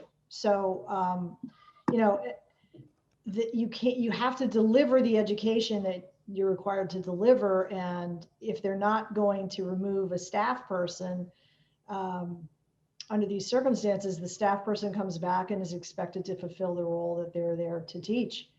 And so it's mind-boggling. I can tell you the principal was beside herself about the fact that has to happen. I just don't know exactly the specifics of the details as to why, but it's, again, anything that's done with regard to changes goes through this notion of retaliation. And the teacher was sent back and given, I think, 4 extra planning days without children, so that she could reacclimate. I'm at a loss. I don't get it. I really don't. And to me, it's a travesty. And where's the student in this? And I think Jacqui said it best. If this is the norm, if this has now become normalized, and that teachers can say something like that without repercussions and simply give an explanation that somehow is within the scope of the educational practice, then there is no stopping it. Yeah. Because everybody who comes behind that is going to make the same claim. Yeah. And this is now the precedent that's been set. Absolutely. And that's true. And again, we're watching all of this happen in real time again, because now, I think we used to know what reasonable meant, right? Like if someone said, oh, it's reasonable to do that. But here we have a whole trial about like what's reasonable behavior for a professional, right? And we see that standard keep getting lower and lower and lower, and people are dying and dying and dying. And if we start readjusting what's a reasonable expectation of a teacher in the classroom, then where does it end? It really can just become bottomless, because people could just say, well, I didn't mean it like that. Someone's taking it the wrong way. That type of thing. No, it can't. Certain things can't really be subject to interpretation, and we can't let that type of behavior become, like you say, normalized. And it's not reasonable for, her to say that. And it shouldn't be reasonable for the student to be expected to go back into class and continue to work, knowing that he was not protected from this woman at all by anybody, right? Like, it's not reasonable for employees to be walking on eggshells. Yeah. Like, I'm heated, I'm tight about this. Like, I'm heated. Like, you have 2 people who care about children who are working and taking, they could have been anywhere else. They could have worked anywhere else in the district, and they decided to work at this school. And this is what they have to deal with. So now they have to walk on eggshells because this white woman think that she can do what she wants because BTU decided that they was just going to come in and just tell the investigation how it's going to go. Yeah. Unacceptable. My question really is for, if a student, of a Caucasian student walked into a teacher's classroom and called that teacher the N-word, that student would be removed from that classroom that student would be suspended, this would be an issue. So if we're holding our students to a level, how do we then not hold our teachers to this a higher level? Yeah. I'm a professional. I hold a professional certificate. I have a degree. I'm held to a standard. To maintain my job, I must maintain a level of ethics. If I'm held to a standard, how are we not going to hold them to the same standard? To Mr. McCorvey's point, I mean, it's over what, 14,000 teachers in the district. We know this. We know this. This is why this is not pervasive. We know this as good teachers. And so when you do have an individual who somehow gets off track, I too read the statement, and she said that she had been trained to behave this way. She had been trained to be directed. I think she changed directed to respond. The BTU lady told her to say directed. Let's be clear. My question is, I work there, Mr. McCorvey works there, Mr. Hood, we all work in the same district. And you don't see this because we all know this is not the way it works, right? That we would never do this. This is so unbelievably strange that it would even happen that way. I've been teaching for 22 years. I've written hundreds of referrals. At no point when an administrator comes into my room, do I just yell out what happened, right? Do I replay the entire thing word for word? Just because, honestly, my job is to teach what I'm teaching. My goal is to get the rest of those kids back on track and keep it moving in the right direction, right? So I usually make sure the kid is removed safely. And then on my planning, when I've had time to digest and unwind and breathe, I take my time and I write out a very lengthy word for word quotation mark referral so that it is all there in writing, and no matter who wants to see it can see it. When that doesn't happen, I'm wondering, how did you get so off track? And I wanted to, as we close, to say something, Mr. McCorvey and Mr. Hood are gonna understand this too. Do you remember the beginning of the year where we watched that video about bullying? It's a mandatory video that we all have to watch as teachers. And they talk about the impact on bullying, but also the impact that bullying has on everyone in the classroom. And then to me, what was so remarkable, they talked about the need of the bully for help as well. And I'll be honest, when I first heard that, I was like, they don't need help, that's an aggressor. But really, when you're talking about a child, when 3 children are being bullied, that bully needs just as much help as those victims. And so I think as a district, we've also missed an opportunity here. Number 1, to help the child who was victimized. Number 2, to address and help the needs of all the rest of the kids in that class. But number 3, to help the teacher who, in her own words, doesn't seem to know better. We've got to take the step as a district to say, okay, you know what? First of all, let me teach you how you should be behaving as a professional, and then meet the needs of those kids. Because again, I'm gonna come back to, as a parent of a special needs child, I am worried about, as Sandra said, 2 months from now, when those words just come out of their mouths. I am worried about when this young man might start replaying that event in his head. And as Mr. McCorvey say, developing some anxiety, some anger. Our parents at home gotta know how to deal with that. 2 years from now, is his employer going to know how to deal with that? Are we giving him the right services to cope with this for the rest of his life? Mr. McCorvey's 32, and he's still not over what happened when he was in school. What are we doing for this young man to get some coping skills to deal with this going forward? And then again, let's talk to the other parents. Do the other parents even know what happened? And what about their kids? Because I wouldn't want my son to be a bystander in all this. I believe the parents do know what happened, and I believe the parents are very upset. So, okay. And then it begs the question is, when the decision was made to close this case, was anything you said, Kay, even thought about in terms of long-term? When you decide to close a case as sensitive as this? Grant, I'm just gonna tweak what you're saying because I think it's an important distinction. Okay. The case really wasn't closed. A decision was made not to proceed. And there's a difference. Okay. So, and because the decision was made not to proceed, then SIU basically said, well, okay, I guess we got to close the case because we're not going to do anything else about it. But that's not a closed case, right? So I think that the emphasis on this is not the norm, this was not the normal procedure, this is not how this situation, you know, and I think to your point, following the process needs to happen. You need to go back and follow the process. It's there for a reason. Right. And to not do that is just unconscionable, in my opinion. Absolutely. So the decision not to move forward, that just answers the question. If the decision was made not to move forward, so then none of the things that Kay just mentioned were even considered. Correct. All right. Well, Mr. McCorvey and Mr. Hood and Ms. Maxwell will give you all three final things to say before we cut out. And Ms. Kalebra and Sandra and I will go ahead and close out, but we want to give you all the final word. And just to help parents that are out here listening and you know, trying to figure out if they're in a situation like this and what they should do and how they should go about it.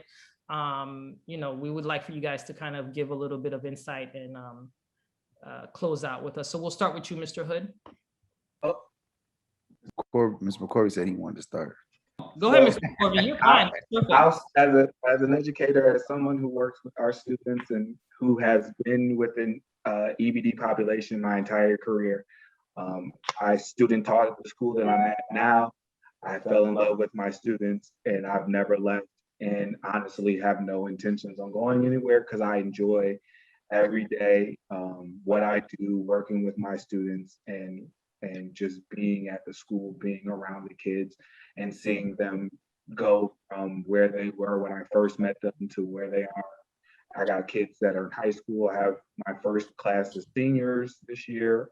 My first babies will be graduating from my first year.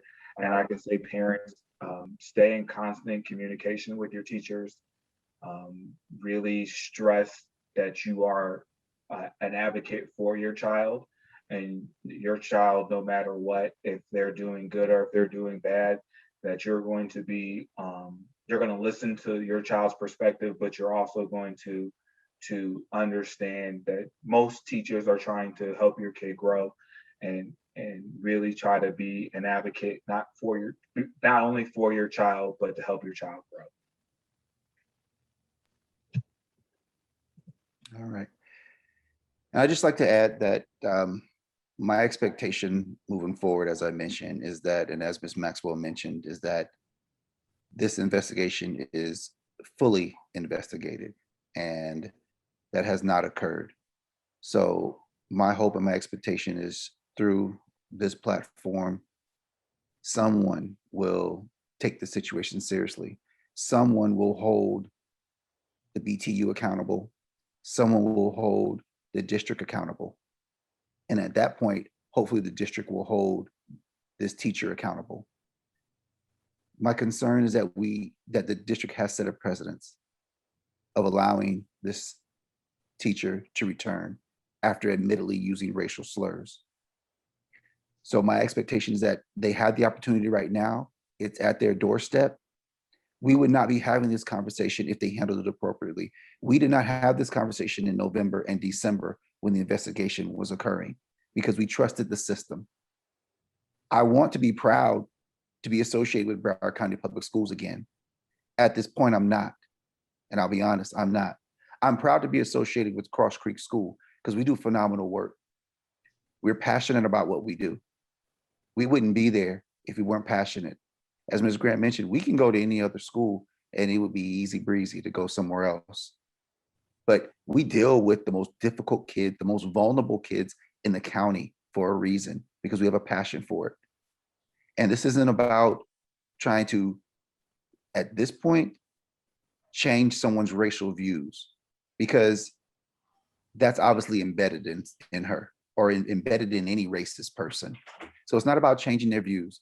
This is about a district who claims to protect us, claims to fight for us, and has not.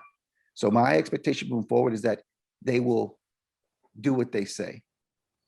We have a superintendent who talks about doing everything he can for the young Black boys in Broward County.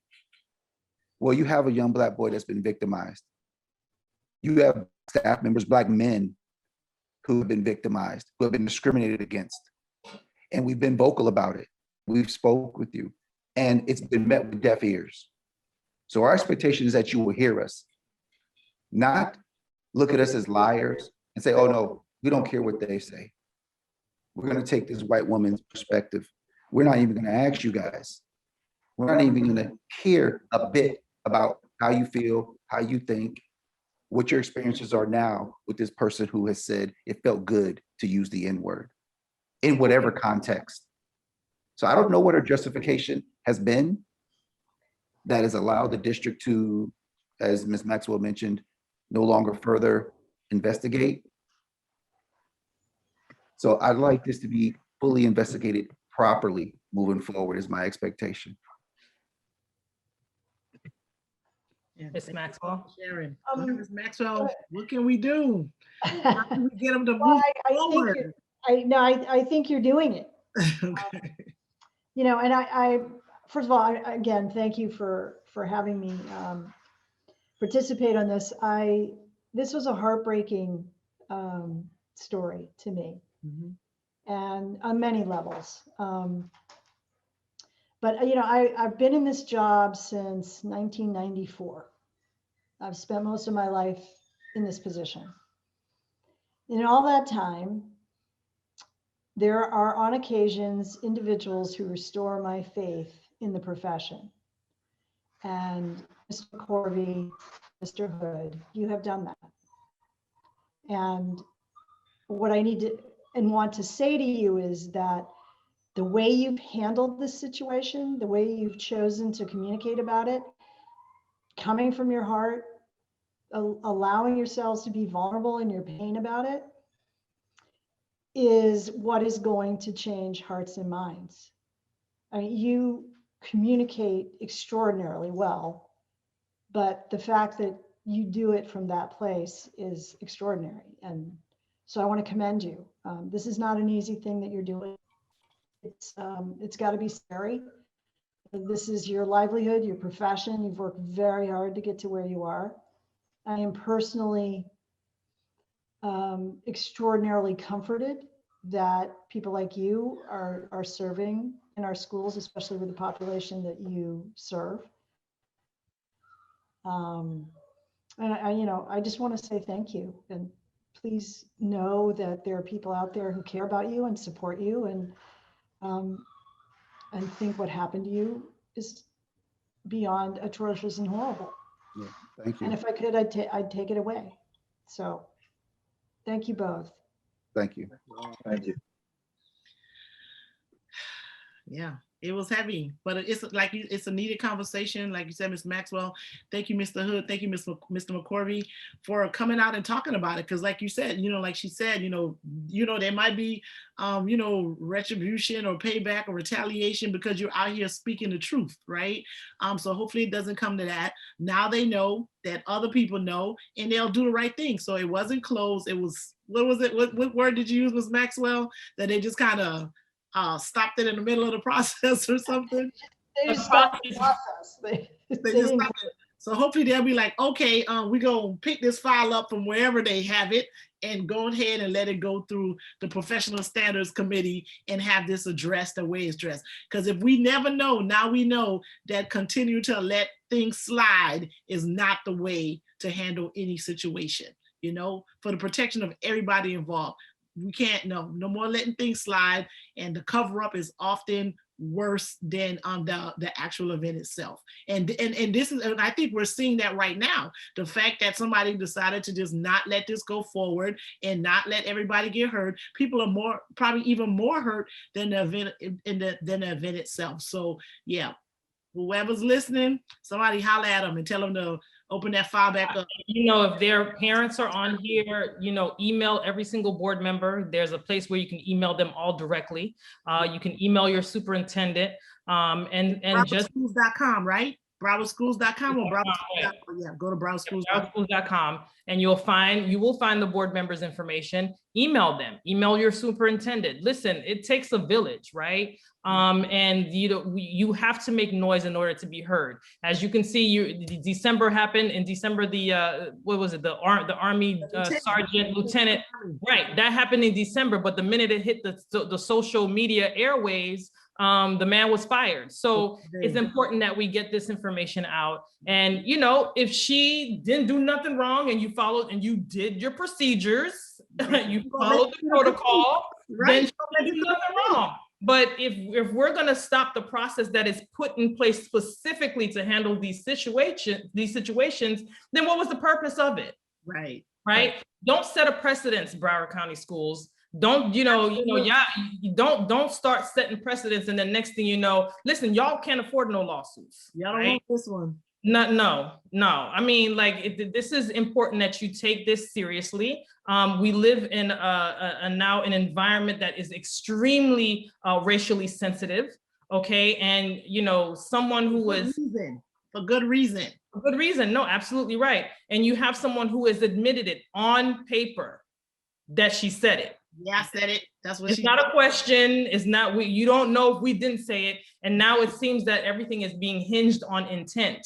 At this point, intent to me is irrelevant at this point. If you can say it, repeat it, and be repetitive with it. Nikki, I don't mean to interrupt you, but there's this thing in the law about strict liability offenses, right? It's like, it don't matter what your intentions were. It's just the fact that you did it is enough. This need to just go ahead and be one of them strict liability offenses. And the fact that you said it, it's a whole problem. A whole problem. And so, you know, I want to also thank Mr. McCorvey and Mr. Hood for being so just open and transparent, as well as being in the schools where our children need you the most. You know, in our culture, in our communities, mental health is not discussed a lot. You know, children with disabilities, we don't really talk about that much. And we have 2 Black men who are in schools with Black males and Black females who need them, and they see it. Representation matters, right? And if that's what we have, we can't allow someone to come in and make you feel uncomfortable for doing your job. And I'm just really honored and privileged to be in your presence and appreciate you all very, very much. And we are supporting you. Whatever we can do to get you where you need to be is what we will do. I will reach out to Mr. Henry. He sent me his information so I can get him to you guys. And he does have a huge following too. He does do a live broadcast.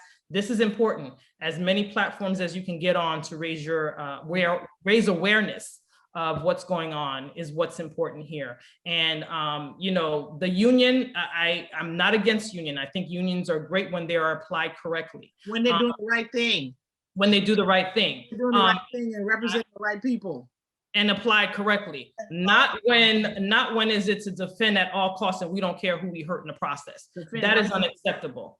And so, you know, we're gonna, you know, hopefully with you going on and doing other interviews, you put BTU on notice as well, that you just can't get away with egregious behavior and egregious defenses. It's and that you're not scared. That's the main thing, that y'all not scared. That's right. But y'all not scared. So tell them, bring it. You want all the smoke. Hey, whatever they got to bring, we got it. Well, ain't nobody scared. Go ahead, Kay. Mr. McCorvey and Mr. Hood, you know, I have a 17-year-old who is a year and a half away from being out in the world. And I cannot thank you 2 enough for everything that you do to work with kids like my son, to help, first of all, give them a positive Black male role model to say, it doesn't matter, you can still be successful. And the fact that you 2 probably could have done anything in this world and you chose to come back and give to our kids. As an ESC mom, I thank you so much. We need more people like you. You know, as the mom of a child who has been physically abused in the school system by a teacher, I want to thank you for standing up, because when my son was abused, people were too scared and it got swept under the rug. And that's part of why I am a parent advocate, because I'm not scared and I'm trying to tell everybody else, it's time to stop being scared. It's time to stand up, because these children rely on us. We are all they have for 7.5 hours. We are mommy and daddy, and I bring food. You know, we do everything. Like you guys said, we go to homes, we make calls, we do what we have to do. We are really raising those children. And you all are providing such a positive role model also to those boys and girls to say, if this should happen, here's how you handle it. Don't let it just go. Right. Stand up for your rights, stand up for your dignity, stand up against injustice, stand up against what's wrong, and fight the good fight. So I commend you. I thank you as a parent. I thank you for my 6-year-old who has ADHD and is all over the place. Because, you know, so many kids do get caught in a system. And just to see your positivity about working with kids who are imperfect, right? Your positivity and your strength, and the fact that you go to work every day and give them hope and give them praises and let them know you are never defined by your worst moment. Right. So thank you so much. Anything that I can do to help you, you know, you all may not know, but I did used to be the former vice president of the Broward Teachers Union. So I know a lot about unions, what they can and can't do. And I'm more than happy to help you. But as a parent and an advocate, I am more than happy to help you and support you on this journey. Everybody deserves justice. The teacher deserves justice, but the students deserve justice, and you deserve justice. And there has to be a way that Broward County Schools can do what's right for all stakeholders, and not just one. Right. And I'm gonna leave it at that. Thank you. And I definitely want to thank you guys too. And I'm the one, my daughter is the one that's on the spectrum. So it's a little bit different, but she's always in a classroom with a lot of boys, and I can see how the situation can get out of control. And my daughter's one of the ones that repeat things that she hear, right? So when this teacher says this in the classroom, whatever excuse she gives, it's affecting everyone in that room. Because my daughter would come home and she's talking about something. I'm like, yo, where'd that happen, right? So, and this is ongoing and ongoing and ongoing. So that trauma is long, and that trauma is extended, and that trauma is beyond the young man in the classroom. It's all the people that's in the room. It's the parents when the child comes home talking about what happened in that classroom. Because I would have to just always be ready to listen to what words is coming out of my child's mouth. Because the next thing I know, she's gonna be rolling them words off her tongue in a room full of people, and then I got a whole bunch of explaining to do, and because we just traumatized a whole nother room full of people because of some stuff some teacher said that she had no business saying in the first place. So, you know, and I'm not trying, it is a slippery slope of stuff, right? And for someone to just decide that this needs to go nowhere, that's because they don't fully understand and appreciate how this has an effect on the entire ESC community and families beyond. Because I've been in situations where my daughter has said something she heard in the class, and I'm like, Lord, and she calls out full names, right? I'm like, how you know that boy auntie not here? And you talking about him like this, right? So they, you know, they really got to be really careful in who they decide to put in a room with these groups of special children, right? They're just very, very different. And I appreciate you, and I applaud both of you for the work that you're doing. And I'm so glad that we actually had an opportunity to have a chance to give you this space to say this. And I think this is probably our most popular show that we've had so far. People have been here. We've been talking for almost 2 hours, and they're hanging in there and they're listening. Hanging in there like 35 strong, and you know, and 35 strong that shared it. So good. like, I mean, so it's and they've been sitting and listening and hanging in there, and no one has dropped off. So it affects everyone. You know, we appreciate you, Ms. Maxwell, because you have brought in a better perspective for us in terms of how the administration work. And it's important that parents know that, you know, even though the administration is doing their job, there's still limitations to what they can do. And it's not always their fault. It's not always their fault. And it's important that parents understand that aspect of it too.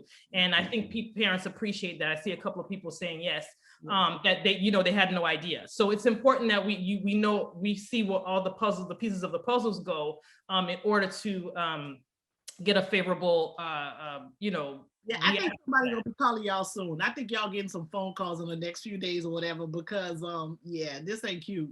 That not at all. Not with the word, not with the N word, not at all. Yeah. So again, we want to thank you. I will share your information if that would be okay with you, with Mr. Henry, because he wants to make sure you guys are interviewed. Apparently there's another station that would like to talk to you all. If Okay. you all are okay with that, we will give the information to them. Is everybody okay with us? Yes. Yes.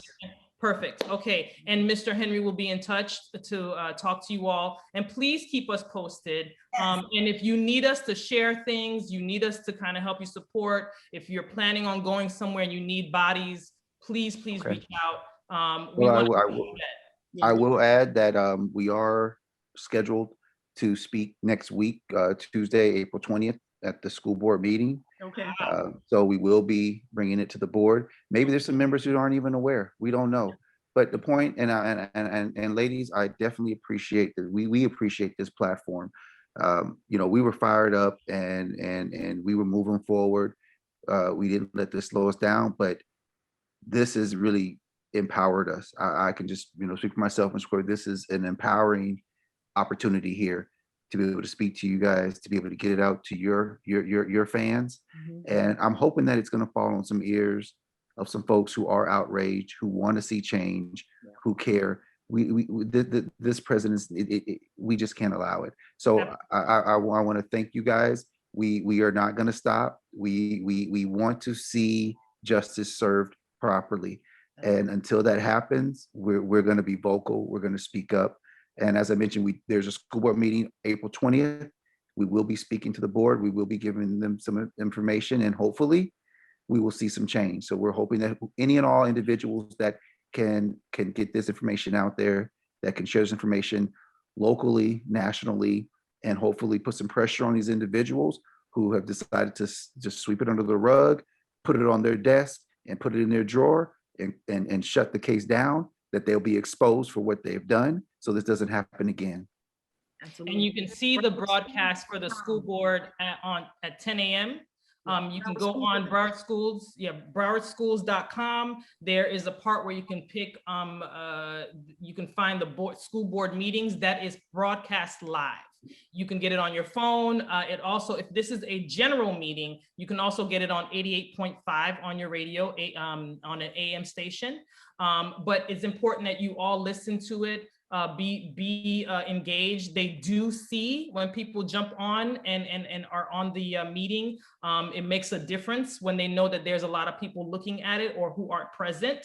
So let's help Mr. Hood and Mr. McCorvey make sure that this is addressed, and then that they continue on with the process and not leave it in limbo, because we're just going to let it stay out. Like, you know, you guys have it in limbo. It did not go through the process properly. And that's what we want. So it's live.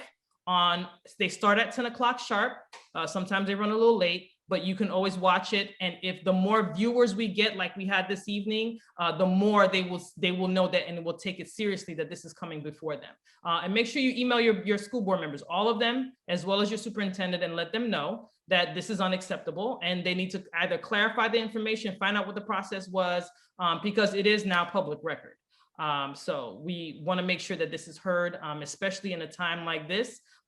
Black people, Black folks, because you know I'm about you, we don't have the luxury of allowing things to just be swept under the rug or just let them stay and then let them lie. We don't have that luxury anymore. Right now is about action.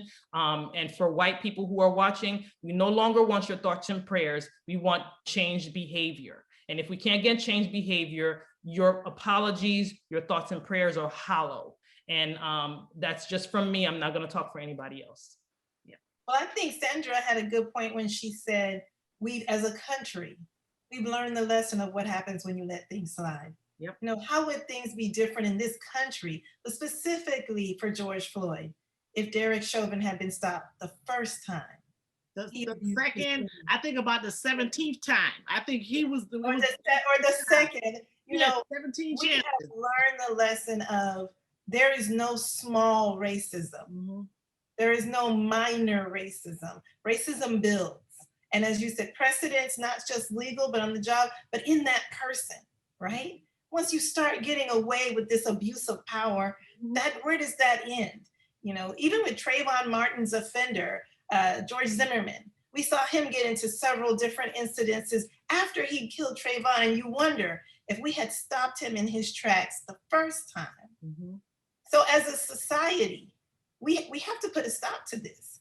And especially as a school system, we can't move forward in this direction. This is not who we are at Broward County Schools. As Mr. Hood said, we are proud teachers of Broward County Schools. We do some good stuff in these schools, and we have come up to a road bump, and I think that we need to just take 2 steps back and reassess and rethink about how we want to move forward with this and what it says about who we are as a school system and what we believe and how all children, but specifically our neediest children, should be treated.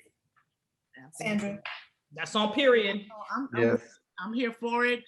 Keep, like they said, keep fighting a good fight. We got y'all back. You know what I'm saying? And I'm telling you, yeah, this can't slide. This really just can't go. Because again, it comes to light at some point, and we want it to come to light in a positive way. And the one point that I wanted to make about when I was thinking about how it needs to be addressed and we can't slip it under the rug, because you know what will probably ultimately happen? This young man is going to be suffering the consequences of what this white woman did, right? Like, because he's going to, you know, this anger is going to probably pop up at the wrong time. He might find himself doing something, and he's going to end up in prison or dead or something like that because of something that someone did and it went unattended and nobody addressed it. So no, we can't let this go. We can't let this go. Not at all. And we should not let this go. Well, it has been eventually suffer the consequences of this, and that's unacceptable. Unacceptable. And we again, we want to thank you all so much. This was such a needed conversation, especially in the climate that we live in. And I want to tell you, brothers, listen, you are loved, you are important. We can't say it enough. You know, I know that we're being traumatized daily with what's going on with Black people in this country. But I am hopeful that forums like this one and wonderful men like you that we cherish will continue on the legacy that we're trying to leave behind, right? And the goal is to make sure that we protect our children, we protect our men, we protect our women, and we right the wrongs. So this is not vindictiveness. This is not, you know, tit for tat. What's wrong is wrong and what's right is right. And using the N-word in any in any time except for a courtroom to explain a case is unacceptable. And that's just how I feel about it. So we want to thank you all again. I'm going to send the information out to Mr. Henry. Keep us posted when you all are interviewing Ms. Maxwell, Mr. McCorvey, Mr. Hood. Please let us know so we can join in and watch your interview. We want to be supportive as much as we can. And I can't thank you all enough for just, you know, being a teacher, being in that space takes a lot. You guys don't get enough credit. You know, in China, they revere teachers, like they are the top of the top. If you don't pass the test to become a teacher in China, you know what the consolation prize is? Okay, well then just become a doctor, I guess. That is how you're up here. And it should be like that in this country because you create our futures. You create our future presidents. You create our future elected officials. And if it wasn't for people like you, we wouldn't be here. So I want to give you all your flowers while you're here. And show you much appreciation, Ms. Maxwell. What you do is a lot, especially with principals, and you don't get credit enough either. If it weren't for you, schools wouldn't run properly. So we thank you. And we thank the panel for coming today. So next week, we'll probably be talking about legislations, some foolery going on and up in the Tallahassee. We're gonna have to call people's names out and we'll show some clips because we're not happy. Okay, this HB1 foolishness is getting on my last nerve. And we will also continue on our celebration for Autism Month. We'll have Ms. Kalebra will be giving us some information and talking about new things that are on the horizon for that. And, you know, we're going to keep it moving. Please continue to follow. We will give updates to Mr. Hood and Mr. McCorvey on how they're doing. We'll, you know, hopefully if we get some, you know, people are asking if everything turns out, we want to hear what happens after that. We'll do our best to bring you guys back at the conclusion of following the process. And we'll get, you know, we'll talk about that. But for now, we're going to sign off. And again, we thank our wonderful guest and Jacqui, who had to leave early. We appreciate her. And we love you guys. We'll support you. Let us know. Please reach out. Yes. We're here to be. We have your front and your back. Okay. Okay. We appreciate it. We appreciate it. All right. Have Much a good love. night. Appreciate it. All right. Take care. All All right. right. So much, everybody. Have a good night. Thank you. You too. All right.